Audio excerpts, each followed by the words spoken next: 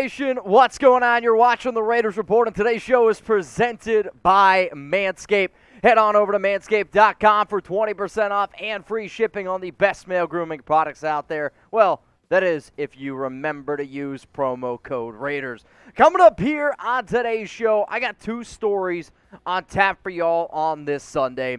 We're going to be talking about Clelin Ferrell and more trade rumors around him, and then I'm going to wrap the show up because, well, I probably should be wrapping up more things in today's day and age. But anyway, we're going to talk about Tre'von Moehrig, and is he going to be heading to the Pro Bowl? Story number one, coming in from Bleacher Report, and they released an article that was titled, "One Player Each NFL Team Should Consider Trading Before the 2022 Season." Ferrell was picked for obvious reasons for the Silver and Black, and the Raiders have been shopping him this offseason. They shopped him last season during the NFL trade deadline.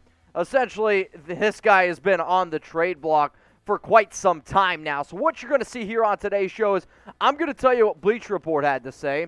I'm going to give my 2 cents on what they said in terms of moving on from Ferrell. And the first quote of many from Bleacher Report is this: "Remember how former Las Vegas Raiders general manager Mike Moehrig defended Clelin Ferrell's selection with the 4th overall pick in the 2019 draft despite it being panned as a massive reach?" Yes, I do remember that. I also remember when Mike Moehrig had this to say: "At the end of the day, people act like they thought it wouldn't occur to me to trade down and still get Clee. He was our guy, okay? And whether we got him at 4, 8, 10, it didn't matter. He was going to be our guy." One of the biggest reasons why Moehrig and Gruden are not around anymore is because they were boomers. So, I wasn't excited about the pick. I know when I told y'all that this was a bad move by the Raiders taking him this early, a lot of people came after me, which it's okay. It's part of the gig. But when you had guys like Moehrig and Gruden, especially Moehrig, who was supposed to be this draft guru, make as many bad picks as what that regime did with the amount of first-round picks that they had, there's no surprise that, well, they're not around anymore. Now, if you guys are diehard Raiders fans, we're trying to get to 115,000 subscribers. I want to be the very first Raiders YouTube channel to hit that number. So we need 133 more. And how about this? I'm going to start giving more shout-outs to new subscribers because the last time I checked, it was like 40% of the people that watch these videos aren't subbed. So shout out to Robert, McWaggles, Joshua, Enyok, and Bailey for y'all. You guys are the last 5 people to sub to the Raiders Report. So if you're watching this, you're not subbed, you want to see yourself on a future show, hit that sub button. Let's keep on talking about Clelin Ferrell and some quotes here from Bleacher Report. "Ferrell was saddled with outsized expectations as a top 5 selection. He's never come close to achieving any of them. In 3 seasons, the defensive lineman has managed a meager 8 sacks. He's not a difference maker and doesn't even have a specific role in the coaching staff's new defense." And they are right with all of these things. I will say this. From watching Clee at college at Clemson, I did not have him as a top 10 pick. I had him as a fringe round 1, bottom or early 2nd round pick. So, even though I didn't see him being a top 10, I still thought that he was going to be a good player. He has been a total miss. With the fact that you drafted somebody at number 4 and they have 8 total sacks, 0 career starts in 3 seasons, it has not been good. However, you can't just look at the numbers because I've said on multiple Raiders Report shows, when you were drafted in 2019 in a Paul Gunther system, that's not an easy thing to deal with. Then 2020 happens. COVID, not easy whatsoever. 2021, brand new defense. So he's had to learn new head coaches, new defensive schemes, this and that. The best year he's ever had was in 2020, which I think you can see in his PFF numbers of a 76.1 overall grade. He was playing a little bit more mixed features here in terms of an offensive tackle style of role. The reason why he struggled so much last season is because in Gus Bradley's system, the defensive linemen are put more stress on because you don't blitz. And Clee's not good enough at this current juncture to win one-on-one matchups. More on why Bleacher Report picked Clelin Ferrell to be that trade candidate. General Manager Dave Ziegler, head coach Josh McDaniels, and defensive coordinator Patrick Graham have no ties to the 25-year-old edge. At this point, he's nothing more than sunk cost and possible depth. Instead of trying to shoehorn him into their system, the Raiders could try to trade him to another squad that still sees some potential in him. So how about this? Last week, I broke some news that the Raiders are shopping Clelin Ferrell. I gave y'all one of my trade ideas. I'm going to give a special shout-out, and you're going to see your trade idea put up on the Raiders Report to the best trade idea for Cle. So if you're watching right now, go down in the comments section and give me your Clelin Ferrell trade ideas. Coming up here next on the Raiders Report, we're going to be talking about Tre'von Moehrig making the Pro Bowl. I also going to tell you 5 other players that might be able to make their first Pro Bowl. Before I get into all of that good stuff, yo, Manscaped, turn on your girl. They're also turning on the lights here at the Raiders Report. And if you use promo code Raiders at manscaped.com, we can save you a whole bunch of money, 20% off and free shipping on the Performance Package. What comes with it? The Lawnmower 4.0, the Weed Whacker to get rid of all those annoying hairs. We got ball deodorant, ball toner. If you don't think it's important, I promise you it is. You get some boxers thrown in there as well. It's an amazing offer, and let's face it, 4th of July is the time of the year where sun's out, guns out, sky's out, thighs out, and I want you to ball out with Manscaped. So go to manscaped.com and use code Raiders. All right, let's keep this show moving now. Tre'von Moehrig is my guy going to make the Pro Bowl. I had him featured as a breakout candidate earlier this offseason, and sounds like NFL.com agrees with me. So NFL.com released an article titled 1st-Time Pro Bowl Candidates in the AFC. Moehrig was picked for the silver and black, and this is a young player coming out of TCU who is entering his 2nd season.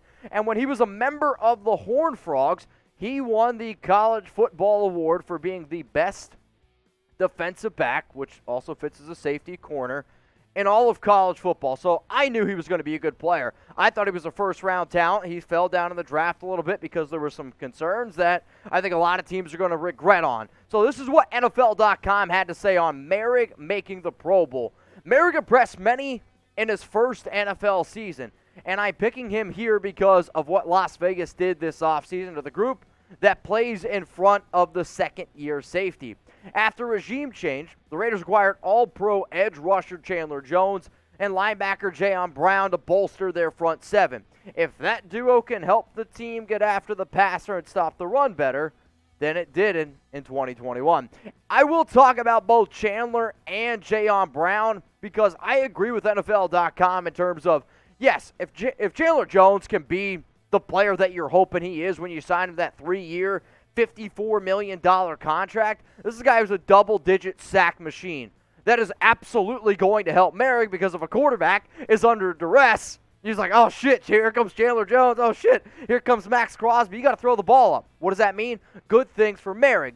The Jayon Brown getting after the quarterback discussion, though, that to me is a lazy one by NFL.com because that's not what Jayon Brown does. Yes, he has one season with over 6 sacks, but he is a drop back into coverage linebacker. If you want to look at other players who can be that aggressor, be more of a run stopper, the run stoppers are Denzel Perriman, the run stoppers are Divine Deablo. Jayon Brown doesn't fit that bill. Here we go. We're going to keep it rolling here from NFL.com on Moehrig making the Pro Bowl. Mind you, Las Vegas already boasted the best pass rushing duo of Max Crosby and the since departed Yannick Ngakoue. Then Moehrig should find ample opportunities to make a difference on the back end. And if he makes the most of those chances, Moehrig just might find himself in the Pro Bowl conversation. So I know I'm a big-time Moehrig fan. I know a lot of y'all are as well. So if you made it this far in the video and you believe Moehrig, Tre'von Moehrig, our young and amazing safety, can make the Pro Bowl, I want you to like this video because show the man some love. He deserves it. To me, I believe, and I always try to give you guys the straight shit. Like, I don't sugarcoat stuff. It's not cupcakes, butterflies, rainbows. That's not who I am. When I turn on the film, I really, truly believe the upside to Moehrig is he can be the NFL's best safety. And you cannot say that about a lot of people in the NFL. You could say he's going to be a good safety. You could say somebody's going to be a Pro Bowler. But I can look at you honestly in the eyes or through my camera, and I'm going to sleep well tonight knowing that I told you that Moehrig has the chance. He has the upside to be the NFL's best safety because he can cover, he's a smart player, he's not afraid to hit people, and he's going to get better and better in the Patrick Graham system. I can't wait to see what he does. Last season, in Gus Bradley's system, where essentially you're playing center field and you're playing a lot of just solo man back there as the free safety, there's a lot of responsibility for a rookie. He had a 72.5 overall grade. Not too worried about the run defense grade because, well, the Raiders' front at times struggled, and anytime a safety's got to go one-on-one with a running back, it's not usually going to be a good thing for a safety. The coverage grade's what I care about. I want my safeties to be able to cover at 77.7, and last season, Moehrig was targeted 24 times, and he gave up 14 grabs, 181 yards, and 2 touchdowns. Sure, the yards per catch is high, but in Gus Bradley's system, usually when you play single high safety, it's going to be down the field. So I'm okay with it. Only being targeted 24 times is more of a tip of the cap and respect to Moehrig, and you already see that out of his rookie season. So I can't wait to see what happens in year 2. So the fact that NFL.com released an article in terms of first-time Pro Bowl candidates, and they listed Moehrig, I was like, all right, you guys essentially handed me an ice cream sundae. I'm going to put the cherry on top, and I'm going to give you 5 first-time Pro Bowl candidates for the silver and black. That's going to be coming up here on the Raiders Report. Before I give you those 5 names, tomorrow is 4th of July, and for those of you who don't know, I'm a big-time family guy. I miss my family a whole bunch, and, you know, they're going to be partying where they got pool party. There was a baby reveal today. Shout out to my cousin Andrew and Stanley. They're going to be having a baby girl, but my dad is a pyromaniac. My uncle's a pyromaniac. They're going to be doing a cookout. They're going to have a whole bunch of different games, trivia. I miss being able to hang out with my fam, if you can't already tell. So this is what I want to know. What are your 4th of July plans? Please let me know down in the comments. I'm going to be looking. So let's now get into some of these first-time Pro Bowl candidates. Kolton Miller. I mean, Kolton Miller has not been selected to a Pro Bowl yet, and let's just be honest, this is kind of an obvious one. This dude continues to get better and better and better every single year that he's in the NFL. He had an 85 overall grade at PFF. If he gets better, this is another player who has a legitimate upside to be the best offensive tackle in the National Football League. Coming in here for the second name, and these aren't ranked in any particular order, it's Divine Deablo, also entering year 2. I think the Raiders have a core group of young players. You're going to see another name coming up here of these second-year guys. You're like, you know what? This is a really, really solid core, and they have the opportunity to be special. Deablo, the more and more he played last season, he got better and better and better. I was very impressed by his ability to stop the run, but when he was coming out of Virginia Tech as a strong safety, he also had some coverage ability. With Patrick Graham's system, his versatility, all I'm saying is don't sleep on my guy, Divine Deablo. Next name coming up here is Rock Ya-Sin. He was in the Unique Ngakoue trade, played for the Indianapolis Colts last season, was a second-round pick, number 34 overall a few years ago out of Temple. And this guy's a pro's pro. He is a tough, nasty dude. He's not afraid to make a tackle. He's a good coverage corner. He's a good man coverage corner. He can do everything well. He's not amazing at anything, though. But if this regime that is supposed to be filled of great teachers can help Rock Ya-Sin take that next step, he has an opportunity to get those Pro Bowl mentions. We still got 2 more names here on our list on the Raiders Report, but this is the off season. I want you guys to hit me up on IG. I want you to hit me up also on Twitter. But if anybody out there loves to barbecue, I've been testing out, I've been eating a whole bunch of different foods. I've been trying to just make some different stuff. I put my new favorite hot sauce on my Instagram, at Mitchell Renz 365. Please check it out on my story. It's incredible. I'm not kidding you when I tell you this.